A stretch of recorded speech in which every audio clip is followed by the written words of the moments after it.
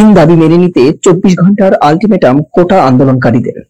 অতি দ্রুত শিক্ষার্থীদের সমন্বয়ে একটা স্বাধীন কমিশন করে কোটা সংস্কার বিষয়ে এর সুপারিশ অনুযায়ী সংসদে আইন প্রণয়ন করা, গ্রেপ্তার হওয়া ছাত্রদের মুক্তি দেওয়া সহ সব মামলা প্রত্যাহার করা এবং হত্যাকাণ্ডের সঙ্গে জড়িত পুলিশ ও মন্ত্রীদের বরখাস্ত করা, এই তিন দাবি সামনে রেখে 24 ঘন্টার আলটিমেটাম দিয়েছে বৈষম্য বিরোধী ছাত্র আন্দোলন।